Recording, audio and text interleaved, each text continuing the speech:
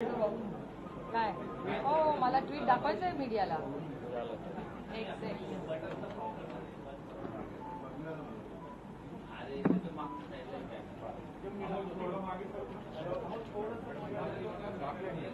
चला कधी रोल करायचं.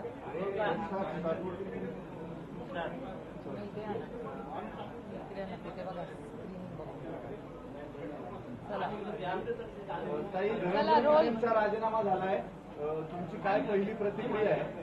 अनेक वेगवेगळ्या प्रतिक्रिया येतात. धनंजय मुंडेंना आता नव्यानं आरोपी करा असं सुद्धा म्हटलं जातंय आणि राष्ट्रवादीच्या आणि धनंजय मुंडेंच्या बोलण्यामध्ये एक वाक्यता नाहीये असं दिसतंय.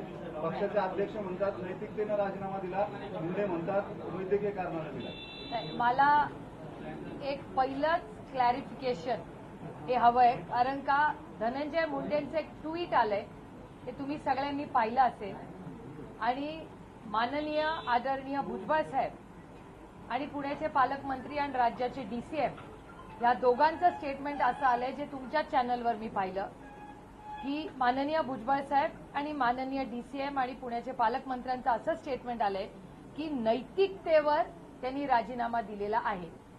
हे जे धनंजय मुंडेंचं ट्विट आलेलं आहे हे सगळ्यांनी बघावं आणि वाचावं.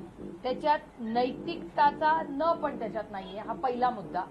आणि दुसरा मुद्दा, त्यांनी नैतिकता, केस, अवधा, एक्स्टॉर्शन, खून किंवा कौटुंबिक हिंसाचार, हार्वेस्टरमध्ये केलेले पैसे, पीक विम्यामध्ये केलेला भ्रष्टाचार ह्याच्या कशाचाही उल्लेख केलेला नाही. त्यांनी त्यांच्या स्वतःच्या तब्येतीमुळे त्यांनी राजीनामा दिलेला आहे असं त्यांचं हे ट्विट आलेलं आहे. त्याच्यामुळे त्यांच्या पक्षाला, मला आणि महाराष्ट्र सरकारला मला अतिशय विनम्रपणे विचारायचं आहे की माननीय डीसीएम आणि माननीय भुजबळ साहेब हे म्हणतायत नैतिकतेवर त्यांनी राजीनामा दिलाय, पण ज्यांनी राजीनामा दिलाय त्यांचं म्हणणं काहीतरी वेगळंच आहे आणि हे त्यांच्या ट्विटवरच आलेलं आहे. त्याच्यामुळे याचं आय सीक क्लॅरिफिकेशन की नैतिकता म्हणून हा राजीनामा दिलाय का स्वतःच्या तब्येतीमुळे दिलाय. ही विसंगती त्यांच्या मोठ्या नेत्यांच्या आणि ज्या व्यक्तींनी राजीनामा दिलाय त्याच्यात आपल्याला दिसते. हा पहिला मुद्दा. धनंजय मुंडेंवर टीका सुरू झाली आहे या ट्विट नंतर. ज्या पद्धतीचं वातावरण आहे किंवा ज्याच्यामुळे राजीनामा झाला ते सगळ्यांना माहिती आहे, त्याचा शब्द सुद्धा त्यांनी त्यांच्या ट्विटमध्ये किंवा भूमिकेत मांडलेला नाही आणि त्याच्यामुळे टीका होते धनंजय मुंडे. हो अर्थातच हे भयानक आहे. जेव्हा तुमच्यावर आज 84 दिवस झाले, 84 दिवस आज झालेले आहेत या गोष्टीला आणि मला काही फॅक्ट्स तुमच्या समोर ठेवायचे आहेत. आता कालची जी ही चार्जशीट झाली त्यातले फोटो बाहेर आले. चार्जशीट ही सरकारने तर पाहिलीच असणार ना आधी. म्हणजे या राज्याच्या माननीय मुख्यमंत्री आणि माननीय दोन्ही उपमुख्यमंत्र्यांनी तर हे फोटो पाहिलेच असतील ना. हे तुम्हाला आणि मला बघायच्या आधी सरकार दरबारी तर त्यांनी पाहिलेच असतील. तर हे फोटो जर पाहिले असतील तर 84 दिवस लागले या व्यक्तीचा राजीनामा घ्यायला. आणि हा व्यक्तीचा केंद्र हा बिंदू हा नाहीच आहे. हे सगळेच को कॉन्स्पिरेटर्स आहेत. कारण हा सगळा डेटा जो तुमच्या समोर येतोय, आता सुरेश धस आणि अंजली दमाने यांचं स्टेटमेंट, दोघांची स्टेटमेंट हे तुमच्या चॅनलवर पाहिली. संदीप क्षीरसागर तर वारंवार म्हणतायत की कृष्णा अंधाळेचा सीडीआर द्या आणि हा कृष्णा अंधाळे असा गायब होतोच कसा. 7वा खुनी गायब आहे आणि हे सगळे को कॉन्स्पिरेटर्स आहेत. आणि ह्याचा डेटा तुमच्याच चॅनलवर मी पाहिलेला आहे की सुरेश दत्त, अंजली दमाने यांनी सीडीआर दाखवलेले आहेत. त्याची माहिती बाहेर आलेली आहे की विष्णू चाटे, सुदर्शन घुले, वाल्मिक कराड जेव्हा हा खून, ही क्रूर हत्या चालली होती तेव्हा यांनी फोन, व्हिडिओ कॉल हे वाल्मिक कराडांना केलेले आहे. वाल्मिक कराड यांनी हा फोन ठेवून, तो फोन ठेवल्या ठेवल्या स्वतःच्या फोनवरनं त्यांनी धनंजय मुंडेंना फोन केलेला आहे. हे मी आरोप करत नाहीये, हा फॅक्च्युअल सिच्युएशन आहे जी सुरेश धस, अंजली दमाने आणि सगळ्या चॅनल्सनी दाखवलेली आहे. तर जर विष्णू चाटे, सुदर्शन घुले, वाल्मिक कराड आणि धनंजय मुंडे हे त्याच अर्ध्या तासात एकामेकाला व्हिडिओ आणि फोन कॉल्स करत होते, याचा अर्थ काय काढायचा आम्ही. आणि 84 दिवस, 1, 2, 3 नाही, 84 दिवस ही सगळी माहिती सरकारला माहिती होती का नाही. आणि मग हे मंत्री म्हणतात की मी आजारी आहे म्हणून मी राजीनामा घेतलाय आणि हीच ती नैतिकता. मला खूप विनम्रपणे, भुजबळ साहेब माझ्या वडिलांसारखे आहेत, त्या वयाचे आहेत, मला खूप विनम्रपणे भुजबळ साहेबांना आणि विनम्रपणे महाराष्ट्राच्या माननीय डीसीएम आणि पुण्याच्या माननीय उपमुख्यमंत्री आणि पालकमंत्र्यांना विनम्रपणे दोघांना विचारायचंय की तुम्ही म्हणला नैतिकतेवर राजीनामा दिला, पण ज्यांनी राजीनामा दिला ती व्यक्ती नैतिकतेचा नाही म्हणत नाहीये. ते म्हणतायत मी मला बरं नाहीये म्हणून. मग आम्ही खरं काय समजायचं? अहो, हताश आहे हा राज्य, सुन्न झाली आहे ही जनता, शॉकमध्ये आहे. मला जो कार्यकर्ता सहकारी भेटलाय तो पक्षाचा नाही हो, तो माणूस आहे पहिला. प्रत्येक म्हणजे कालच्या तर चॅनलवर मी कधी बघितलं, मीडियातल्या काही मुली रडत होत्या. सहन होत नाही आम्हाला हे सगळं बघण्यात. आणि मग आणि हा राजीनामा नैतिकतेवर 84 दिवसांनी आणि नैतिकता सुचली. आणि नैतिकता तर मान्यच करत नाहीये ते. सुरेश धस म्हणतात नाही खरंय, नैतिकतेने यांची कधी गाठच झाली नाही. धनंजय मुंडे नैतिकता कधी भेटलेच नाहीत. ते जे सुरेश धसांचं स्टेटमेंट आहे ना ते खरंच योग्य आहे. आणखीन मला एक प्रश्न यांना विचारायचा आहे की हे वाल्मिक कराड जेलमध्ये, त्या जेलमधले कॅमेरे इतके दिवस बंद आहेत. ते काल सगळ्या मीडिया आणि सगळ्यांनी देशमुख कुटुंबांनी जेव्हा न्याय मागितला, मला एक कळत नाही, वाल्मिक कराडला व्हीआयपी ट्रीटमेंट, कॅमेरा बंद, हे होतच कसं? कुणाचं राज्य चाललंय? मी गेले अनेक दिवस मी माननीय मुख्यमंत्र्यांना याच्यासाठीच वेळ मागतेय की त्यांची यंत्रणा त्यांना या गोष्टी सांगताय का नाही. आज या राज्यात चाललंय तरी काय? एक हत्या होते हो, अवधा कंपनी, एक्स्टॉर्शन हा पीएमएलए मध्ये म्हणजे ईडी आणि सीबीआय लागू झाली पाहिजे होती आतापर्यंत. अवधाच्या केसमध्ये, अवधाच्या केसमधल्या मीटिंग झाल्या कुणाच्या घरी? त्याच्यात जेव्हा खंडणी घेतली ती मागणी कोणी केली? हे सगळं या राज्याला कळलं पाहिजे. मी स्वतः पीक विम्याबद्दल जेव्हा दिल्लीमध्ये पार्लमेंटमध्ये बोलले, त्या पार्लमेंटमध्ये शिवराज सिंग चव्हाण साहेबांनी ऑन रेकॉर्ड सांगितलंय की मी पीक विम्याच्या घोटाळ्याचा त्याचा उल्लेख संदीप क्षीरसागरांनी केला, रोहित पवारांनी केला, जितेंद्र आव्हाडांनी केला, सुरेश धसांनी केला, अंजली दमानी यांनी केला. आणि ते अजित पवारांच्या पक्षाचे सोळंकी ना, त्या सोळंकी प्रकाश भाऊ सोळंकीनी पण त्याचा उल्लेख केला. अहो, नमिता मुंदडांनी पण केला. पण त्या बिचाऱ्या नमिता मुंदडांनी 3, 4, 5 वेळा मागणी करून करून थकून गेली ती आपली लेख. कारण का तिला माहिती होतं काय न्याय मिळणारच नाहीये. त्याच्यामुळे बिचारी नमिता मुंदडा जी न्याय मागत होती ती कंटाळून गेली या राज्याला. हे दुर्दैव आहे. हे सगळं प्रकरण जे आहे ते खंडणीच्या प्रकारातून झालंय आणि ती खंडणीची बैठक जी आहे ती धनंजय मुंडेंच्या बंगल्यावर झाली असा आरोप सुरेश धस यांनी केला. आता सुरेश धसांनी आरोप केला, त्याचं स्पष्टीकरण हे आम्हाला मिळालंच पाहिजे, राज्याला मिळालं पाहिजे. फार अवघड नाही ते काढणं. आणि अवधा कंपनीने तर पोलीस स्टेशनला जाऊन 1 नाही 2 वेळा कंप्लेंट केल्या आहेत. एफआयआर पाहिली असतील ना तुम्ही सगळ्यांनी. पुढचा मुद्दा आहे, आता धनंजय मुंडेंना या गुन्ह्यामध्ये आरोपी करा अशी एक मागणी समोर येते. याचं कारण ही घटना घडायला खंडणीचा गुन्हा कारणीभूत आहे आणि ती खंडणीची बैठक जी आहे ती त्यांच्या सातपुडा बंगल्यावरती झाली. अहो, खंडणी हा देशात खूप मोठा गुन्हा आहे. पीएमएलए ऍक्ट जेव्हा मनमोहन सिंग साहेबांचं सरकार होतं तेव्हा मला अजून आठवतं, माननीय अरुण जेटली साहेब असतील, माननीय सुषमाजी असतील, हे विरोधी पक्षात होते आणि सगळ्यांची मतं घेऊन आपण सगळ्यांनी मिळून मनमोहन सिंग साहेबांनी खंडणी हा गुन्हा पीएमएलए मध्ये घेतला. आणि पीएमएलए मध्ये जर तो गुन्हा असेल तर इमिजिएटली ईडी आणि सीबीआयच्या मध्ये इन्क्वायरी सुरू होते. आणि ही जर खंडणीच्याच वेळी जर हा सगळं प्रकरण आवरलं असतं तर आज संतोष भाऊ देशमुख आपल्या वैष्णवीला तिच्या पेपरला सोडायला गेले असते. त्यांची हत्या कधीच ज्या क्रूर पद्धतीने झाली तशी झाली नसते. हे दुर्दैव आहे आणि एक समाज म्हणून, एक राज्य म्हणून आपला सगळ्यांचा अपयश आहे. आणि मी अतिशय प्रांजळपणे हे कबूल करते की हा माझा महाराष्ट्र नाही हो. हा आपल्या महाराष्ट्रामध्ये अशा कधीही घटना झालेल्या नाही. कोणी वाचवलं यांना? ही क्रूर जी ही विचारधारा आहे, ह्या विचारधारेच्या विरोधात ही लढाई आहे, कुठल्या व्यक्तीच्या विरोधात नाही. ही ठेचून काढलीच पाहिजे. हा सुसंस्कृत महाराष्ट्र आहे, छत्रपतींचा महाराष्ट्र आहे, शाहू फुले आंबेडकरांचा महाराष्ट्र आहे, हा कैलासवासी यशवंतराव चव्हाणांचा महाराष्ट्र आहे. याच्यात खंडणी सहन केली जाणार नाही. आणि ह्याच्यासाठी कुठेतरी महाराष्ट्र सरकारने एक पाऊल पुढे घेतलं पाहिजे. आमच्या अपेक्षा आहेत. एवढं मोठं सरकारला त्यांनी किती आले त्यांचे आमदार निवडून हो? काय विश्वासाच्या नात्याने लोकांनी मतं दिली? की काय खंडणीसाठी मतं दिली? खुनासाठी मदत केली? का हार्वेस्टरच्या घोटाळ्यासाठी? का पीएम किसान योजनामध्ये पैसे काढण्यासाठी? का कौटुंबिक हिंसाचारासाठी? मला सांगा ना, कुठला गुन्हा राहिलाय? मी रोज हा प्रश्न विचारते की कुठला गुन्हा करायचा राहिलाय मला सांगा. सगळ्या गुन्ह्यात तर आहेतच ते. आणि ते सुरेश धस, अंजली दमानिया, संदीप क्षीरसागर, बजरंगप्पा सोनवणे हे रोज गेले आणि आज म्हणजे 84 दिवस म्हणजे 80 दिवस झाले असतील. बाप्पा जे बीडचे खासदार आहेत ते वारंवार दिल्ली दरबारी न्याय मागतायत. पार्लमेंटमध्ये या देशाला पहिल्यांदा ही गोष्ट कोणी सांगितली?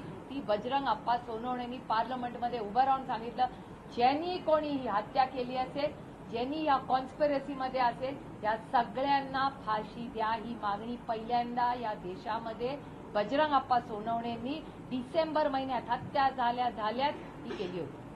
नाही, आता आमदारकीचा पण राजीनामा दिला पाहिजे का? आमदारकीचा पण राजीनामा आता दिला पाहिजे का? अजित पवारांनी तो घेतला पाहिजे का? नैतिकता बघा, एक तर त्यांनी नक्की त्यांच्या पक्षामध्ये रिझॉल्व्ह केलं पाहिजे की नैतिकता होती का डॉक्टरचा सल्ला होता, याचं उत्तर पहिलं महाराष्ट्राला पाहिजे. आणि हा कुठल्या पक्षाचा मी विरोधक आणि ते सत्तेमध्ये हा विषयच नाही. हा विषय आज महाराष्ट्रामध्ये लोक ओक्साबोक्षी रडली ती फोटो बघून. म्हणजे माणुसकीला काळीमा फासणारे ते फोटो येतो. एवढी क्रूर लोक असू शकतात ह्याच्यावर विश्वासच आपल्याला बसत नाहीये. म्हणजे अशी हत्या कोणी करू शकतं? ही हैवान आहेत, ही माणसं नाही आहेत, हे हैवान आहेत. आणि हे तुमच्या आणि माझ्या सुसंस्कृत महाराष्ट्रात, आपल्या सुसंस्कृत बीड जिल्ह्यात होत आहे. ह्याचं वेदना होता तो. अतिशय सुसंस्कृत आहे बीड जिल्हा. खूप मोठे लेखक, कवी, कर्तृत्ववान लोक त्या जिल्ह्यांनी दिले त्या राज्याला आणि या देशाला. त्या बीडमध्ये असे हैवान आहेत. हे माझ्या आणि हैवानापर्यंत पोचले कसे? याचा अर्थ त्यांच्या मागे मोठी ताकद होती ना. ती शक्ती कोण होती मला माहिती आहे आणि तुम्हाला माहिती आहे. या राज्यातल्या छोट्या छोट्या मुलांना माहिती आहे की हैवान झाले कुणाच्या आशीर्वादाने. आणि नैतिकता वगैरे सोडावं, त्यांच्या डिक्शनरी मधले शब्द नाही. मोठी गोष्ट होत असताना या एकाच पक्षाचे तीन नेते वेगवेगळ्या भूमिका मांडतात. तुम्हाला असं वाटतं का की फार कॅज्युअली घेतला गेला हा विषय आणि त्याच्यामुळे असे दोन वेगवेगळ्या मी असं म्हणणार नाही. मी असं कधीच म्हणणार नाही. मला असं वाटतं की कदाचित डीसीएम आणि पुण्याचे पालकमंत्री आणि भुजबळ साहेब त्यांना दोघांना वाटलंही असेल की नैतिकतेने आपण निर्णय घ्यावा. उशिरा का होईना, देर आहे दुरुस्त आहे. उशिरा का होईना, नैतिकता जर आठवली असेल तर मी त्याचं स्वागत करेन. मी उगाच विरोधात आहे म्हणून टीका करत बसणार नाही. पण जर भुजबळ साहेब आणि पुण्याच्या पालकमंत्र्यांनी नैतिकता हा शब्द वापरला असेल तर मी त्याचं मनापासून स्वागत करेन. पण उशिरा आलेला आहे का हेही मी म्हणेन. आणि अतिशय प्रांजळपणे, दोघंही माझ्यापेक्षा वयाने मोठे आहेत, त्याच्यामुळे त्यांच्या वयाचा मान सन्मान करूनही म्हणेन की तुमसे बहुत ज्यादा उम्मीद थी मुझे. आणि उशिरा आला. आणि त्यानंतर धनंजय मुंडे म्हणतात की मी आजारी आहे म्हणून केलं. तर ह्याचं स्पष्टीकरण त्यांच्या पक्षाला द्यावं लागेल की हे नैतिकतेवर झालंय का तब्येतीमुळे झालंय. जे पुन्हा चेष्टा गरीब माणसाची असे कॉमेंट्स करून तुम्ही काय देशमुख कुटुंबाच्या आणि महाराष्ट्राच्या सगळ्या लोक ज्यांनी तळतळ वाटते आज त्यांची चेष्टा करताय तुम्ही. एवढं असंवेदनशील झालंय सरकार आणि हे नेतृत्व. जे लिंकेजेस आहेत एक्स्टॉर्शनच्या केसमध्ये जे फोन कॉल्स झालेले आहेत याच्यावरनं आता विविध स्तरातनं मागणी होती की को कॉन्स्पिरेटर म्हणून धनंजय मुंडेंना पण एक्स्टॉर्शनच्या केसमध्ये घेतलेलं पाहिजे. तुम्हाला असं वाटतंय की धनंजय मुंडेंचा देखील याच्यात सहभाग असावा? माझं म्हणणं आहे पारदर्शक इन्क्वायरी झाली पाहिजे.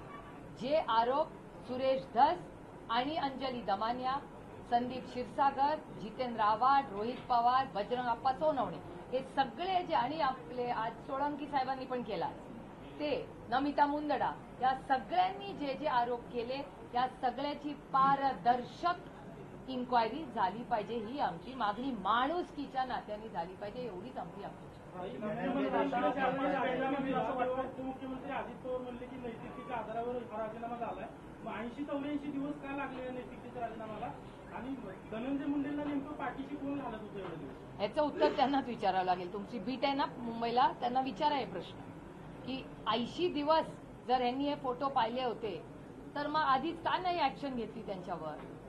आणि नैतिकतेवर काय बोलणार हो? ते सुरेश धस म्हणतात, मी पुन्हा म्हणते, सुरेश धस म्हणतात ते खरं आहे की यांची आणि नैतिकतेची, धनंजय मुंडेंची आणि नैतिकतेची कधी भेटच झाली नाही. सुरेश धस म्हणतात ते अगदी योग्य आहे. कारण का बघा ना, किती असंवेदनशील आजचं ट्विट आहे, अतिशय असंवेदनशील.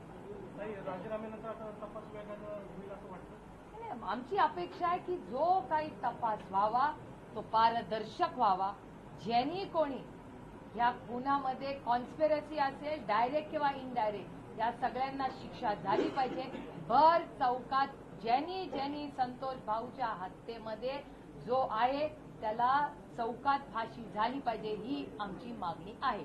आणि ती संतोष भाऊ पर्यंत नाही, बीडमध्ये अशा अजून कुटुंब आहेत. माझ्या संतोष भाऊची हत्या झाली, तुम्ही सगळ्यांनी साथ दिली आणि हा 84 दिवस आपण सगळ्यांनी मिळून, तुम्ही सगळ्यांनी लढा दिला. पण त्या कुटुंबाचं दुःख, त्यांचा भाऊ आपण परत नाही आणू शकत. पण ज्या पद्धतीने घट्ट मनाने, ताकदीने ते कुटुंब लढलंय, मी त्यांना मानाचा मुजरा करते. कारण का त्यांच्यामुळे या बीडच्या क्रूर प्रवृत्तीला आपल्याला, राज्याला आणि देशाला कळली आहे काय त्या बीडमध्ये चाललंय. असे 100हून जास्ती केसेस आहेत, त्या प्रत्येक केस ही ओपन झालीच पाहिजे आणि टाइम बाउंड मॅनरमध्ये त्यांना न्याय मिळाला पाहिजे.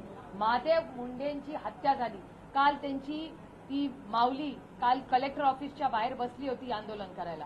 मी स्वतः बीडच्या कलेक्टरांशी बोलले, मी बीडच्या एसपींशी बोलले. मी दोघांचेही मनपूर्वक आभार मानते की बीड कलेक्टर आणि बीड एसपींनी माझा फोन घेतला, त्यांनी संवेदनशीलपणे आमच्या माऊलीशी चर्चा केली आणि महादेव मुंडेंच्या खुनाला न्याय मिळून फास्ट ट्रॅक कोर्टमध्ये आम्ही माहिती पुरवू, माहिती काढू आणि ज्यांनी क्रूर हत्या केली आहे त्याला फाशी देऊ, हा शब्द काल बीडमधल्या सगळ्या प्रशासनाने आम्हाला दिलाय. आम्ही त्यांच्यावर विश्वास टाकू. त्याच्यामुळे मी त्या माऊलीला विनंती केली की आपण 1 महिन्याचा कालावधी देऊ आणि 1 महिन्यात काय काय होतं पोलिसांवर विश्वास ठेवून आपण त्यांना 1 महिन्याचा देऊ, अशी मी तिला विनंती केली. आणि मी त्यांचे जाहीर आभार मानते की महादेव मुंडेंच्या ज्या मिसेस आहेत त्यांनी आम्ही विनंती केल्यावर एक माणुसकीच्या नात्याने त्यांनी उपोषण थोडे दिवस पुढे ढकललेलं. पण ह्या सगळ्या प्रक्रियेत मग परभणीची केस असेल, बीडची केस असेल किंवा बीडमध्ये झालेल्या 100हून जास्त हत्या, ज्याचा उल्लेख सुरेश धस, अंजली दमाने आणि सगळे संदीप क्षीरसागर करतायत, त्या सगळ्याची डिटेल टाइम बाउंड इन्क्वायरी झाली पाहिजे. एक, आणि कृष्णा अंधाळे हा सापडला गेलाच पाहिजे. असा तो कुठे हवेमध्ये गेला आणि जर गरज असेल तर केंद्र सरकारची मदत घ्या. आम्ही किती वेळा पत्र लिहिलंय सरकारला की आम्ही सांगा, आम्ही दिल्लीत असतो, आम्ही अमितभाई शहांची वेळ घेतो, आम्ही त्यांची गाठ घेऊन त्यांना विनंती करतो की केंद्र सरकारने बाकीच्या राज्यांना सांगावं की हा माणूस आहे तरी कुठे, आज सापडेल, त्याचा सीडीआर आम्हाला पाहिजे, त्याचा मोबाईल असा कसा हरवला, आणि जरी हरवला असेल तर सीडीआर तर आहे ना सरकारकडे. ही सगळी माहिती महाराष्ट्राला कळलीच पाहिजे. तुम्ही बजरंग बाप्पा म्हणाले, तुम्ही आता यानंतर घेणार आहात काय चूक नाही, बजरंग अप्पा सोनवणे स्वतः एकदा गेले होते, त्यानंतर बजरंग अप्पा सोनवणे मी अमितभाई शहांची भेट आम्ही मागच्या सेशनमध्ये घेतली होती. आता इथून गेल्यानंतर 10 तारखेला सेशन होईल तेव्हा 2 मीटिंग बजरंग अप्पा आणि मी घेणार आहोत. एक तर अमितभाई शहांना जाऊन हे झालेला अपडेट आणि पुढे ज्या ज्या घटना आहेत त्याची माहिती आम्ही देणार आहोत आणि ह्या सगळ्या कुटुंबांना न्याय मिळेल. महादेव मुंडेंचं कुटुंब असेल, देशमुख कुटुंब असेल, जे अनेक कुटुंब आहेत राज्यामध्ये आणि बीडमध्ये ज्यांच्याकडे खून झालेला आहे, त्यांच्या घरातल्या कर्त्या पुरुषांचा, ती सगळी माहिती आम्ही अमितभाई शहांना देणार आहे. हा पहिला मुद्दा. आणि त्याच्यानंतर आम्ही शिवराज सिंग चव्हाण साहेबांनाही भेटणार आहे, कारण का त्यांनी फ्लोअर ऑफ द हाऊस पार्लमेंटमध्ये ऑन रेकॉर्ड सांगितलेलं आहे की महाराष्ट्रामध्ये ज्या शेतकऱ्यांची फसवणूक झाली पीक विम्यामध्ये, युरियामध्ये, हार्वेस्टरमध्ये, या सगळ्याची मी स्वतः इन्क्वायरी लावून त्या शेतकऱ्यांना न्याय देईन. त्यामुळे या दोन्ही मंत्र्यांची मी 10 तारखेला जेव्हा दिल्लीला जाईन त्याच्या आधीच मी रिक्वेस्ट टाकणार आहे, म्हणजे गेल्या गेल्या मला त्यांची भेट घेता येईल. काही दुसरा प्रश्न आहे. काल अबू आझमी असं म्हणाले की औरंगजेब हे उत्तम प्रशासक होते, त्यांच्या काळामध्ये जीडीपी हा चांगला होता, त्याच्यावरून बराच वाद निर्माण झाला. आता विधानसभेतही गोंधळ निर्माण झाला. हे मला विचाराल तर आत्ता राज्यामध्ये फोकस हा झालेला राजीनामा आणि देशमुख आणि मुंडे, म्हणजे महादेव मुंडे आणि देशमुख आणि परभणीची आपली केस, या सगळ्या झालेल्या खुनांना, हत्याला न्याय मिळणे हा एकच महत्वाचा मुद्दा आणि आव्हान या राज्यासमोर आहे. त्यामुळे मी डिस्ट्रॅक्ट होणार नाही कुठल्या गोष्टींनी. एकच लक्ष की या कुटुंबाला न्याय मिळवून देणे हा आमचा मोठा लढा आहे. धनंजय देशमुख असं म्हणतात की एक एक आंदोलन केलं की एक एक कारवाई होते. या सगळ्यांना एकत्र चौकशी करून फाशी द्या. आम्हाला हे असं नको की आम्ही एक आंदोलन केलं एक चौकशी होते, त्याच्यानंतर दुसरं आंदोलन केलं दुसरं काहीतरी ऍक्शन होते. सरकारला म्हणजे आंदोलन करूनच आम्ही विचारायचं का, असा प्रश्न निर्माण होतो. भावना साहजिक आहे ना. त्याचा भाऊ गेलाय हो, घरातला करता पुरुष गेला. त्यांच्या भावनांचा कधीतरी कोणीतरी विचार करा ना. आज पण सकाळी मी जेव्हा त्यांच्याशी ओक्साबोक्शी तो माणूस रडत होता. धनंजय भाऊला मी म्हणजे मला कळत सुचतच नव्हतं, मला सुधरतच नव्हतं. ते म्हणले मला काय माझ्या भावाच्या वेदना असतील. ओक्साबोक्शी ते रडत होते फोनवर माझ्याशी बोलताना. काय माणुसकी आहे का नाही, हा माणुसकीचा विषय आहे. आणि या राज्यामध्ये न्याय मिळणार का नाही त्या कुटुंबाला, याच्यासाठी मी खरंच जाहीरपणे महाराष्ट्राच्या तमाम मीडियाचे मनपूर्वक आभार मानते की तुम्ही पूर्ण ताकदीने हा लढा लढलाय महाराष्ट्रासाठी. आणि हा महाराष्ट्राचा लढा आहे. महाराष्ट्र विरुद्ध ती 5-7 लोक, 7 फूट आणि 7 जे खुनी आहेत आणि त्यांच्या मागचे 2-4 लोक आहेत. म्हणजे हा 9 ते 10 लोकांच्या विरोधात हा संपूर्ण महाराष्ट्रात पेटून उठलाय माणुसकीच्या नात्याने की ही जी घाणेरडी गलिच्छ क्रूर प्रवृत्ती आहे या 10-1 लोकांची, त्यांना को कॉन्स्पिरेटर सगळ्यांना करा आणि चौकामध्ये त्यांना फाशी दिली पाहिजे. हा आमची माणुसकीच्या नात्याने आग्रही भूमिका. ओके.